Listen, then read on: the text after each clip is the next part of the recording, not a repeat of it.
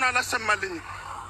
ኡስታዝ እኮ ወለጋ ላይ ተገሏል እኮ መነኩሴ እኮ ወለጋ ላይ ተገሏል እኮ። ያን ጊዜ ማን ጮኸለት? ማን አለቀሰለት? ያለቀሰው እኮ የአማራ ሙስሊም ነው፣ የአማራ ክርስቲያን እኮ ነው። ለአማራ የቱ ዋርኒንግ ነው ያለ? እባካችሁ 20 ጊዜ ኮፒሊንግ አድርጉልኝ። ቀጥል። ይቅርታ ጠቅላላ የአማራ ሳይሮስ ለማለው አማን እዚህ ላይ ያን ጊዜ እንደዛ ሲያደርግ ሙስሊሙ አልነበረም እንደ ወጥቶ ሲቃወም የነበረው? ትክክል አይደለም እምነታችሁ ከሆነ የሰው እምነት ለምን ታፈርሳላችሁ? ለምን ይገደላሉ ሲል የነበረው ሙስሊሙ አይደል? የአማራ ሙስሊም ነው ወጥቶ እንትን ያለው የአማራ ኡስታዞች ናቸው በዛ ሰዓት ሲቆሙ የነበሩ። ጆካያኔ ሌላው ወንድም ጥላዬ ለአንተ አንድ መልእክት አለኝ። በወንድምነት ነው። እፎይ ላቀረበው ጥያቄ መልስ የሚመልስለት ሰው ካለ የሚመልስለት አካል ብለሃል። አልቃወምም፣ ልክ ነህ። ነገር ግን የተናገረውን ቪዲዮ እኔ በደንብ አዳምጬዋለሁ። ነብዩ መሐመድ የሚሞቱላቸው ልጆች አሏቸው፣ ወደድክም ጠላህም። አንተ ለኢየሱስ ክርስቶስ እንደምትሞትለት፣ አንተ መስቀሉን ተሸክመህ እንደምትሞትለት፣ ለነብዩ መሐመድም ደግሞ የሚሞትለት ደግሞ ልጅ አለው። ነብዩ መሐመድ እንደዚህ ያደረገ እያለ እያንቋሸሸ እንደዚህ ጠባ፣ እንደዚህ ያደረገ ጸያፍ ቃል የታየ? እኔ እዚህ አንድ ያልገባኝ ነገር ኦርቶዶክስ እዚህ የደረሰችው እኮ በእፎይ አይደለም እኮ። እስልምና እዚህ የደረሰችው በሱሱ አይደለም። እዚህ የደረሰችበት ጀግና የሃይማኖት አባቶች እንደ በግ ተሸልተውላት ነው፣ በእስልምናውም በክርስትናው።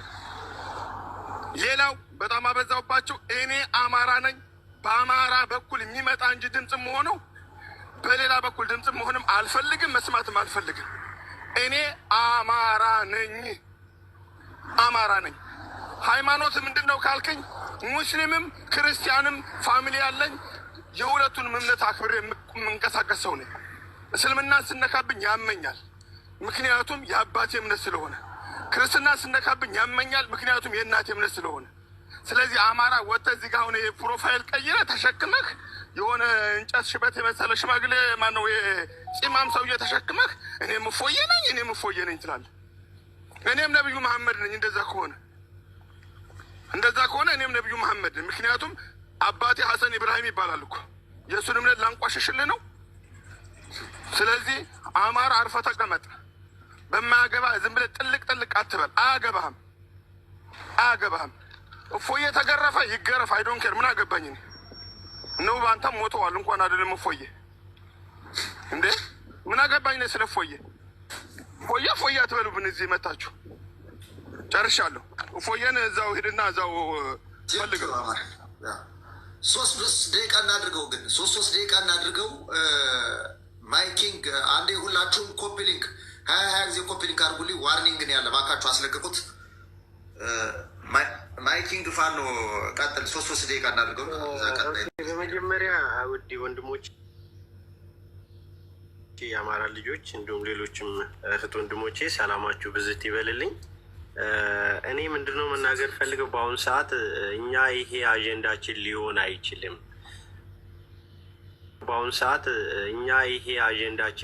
አይችልም።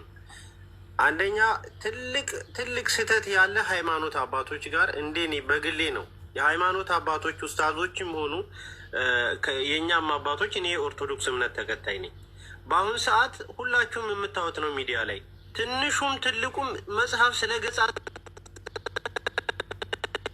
ይችላለሁ ብሎ ሃይማኖትን በጣም ዝቅ አድርገው እያዩ ነው። እነዚህ በሃይማኖት አባቶች በኡስታዞችም ቢሆን በእኛ በቄሶችም ሊወገዙ ይገባል። ጥያቄ ካለ ንጽጽር ካላቸው ፕሮግራም ይዘው በስነ ስርዓት ነብስ ያወቁ ማነጻጸር እንፈልጋለን የሚሉ ጥያቄ ያላቸው ካሉ ቢጠያየቁ የተሻለ ነው የሚሆነው። አሁን በአሁኑ ሰዓት የአማራ ሕዝብ ይህንን የሚያወራበት ጊዜ አይደለም። ይህ ዓለም በቃን ብለው በገዳም ያሉ ቀሚስ ለብሰው እኮ በፈጣሪያቸው በሽምብራ ቆሎ እኮ እንትን ላይ በረሃ ላይ ያሉት እኮ ዛሬ ያንን አትለብሱም እየተባሉ እየተፈተሹ እኮ ነው። ያንን አውልቁ እየተባሉ እኮ ነው። ሱብሂን ሄደህ ሙስሊሞቹ እኮ ሄደው አዛን ማለት አልቻሉም እኮ አማራ ክልል። ቤተ ክርስቲያን 9 ሰዓት ቅዳሴ ካለ እኮ መሄድ አልቻሉም። ሰምታችኋል አይደለ? ሰሜን ወሎ ላይ የተደረገው እነዚያ የቆሎ ተማሪዎች አይነ ስውሩን አባታችንን ነው የረሸኗቸው አይደል? ከነ ልጆቻቸው። ስለዚህ እኛ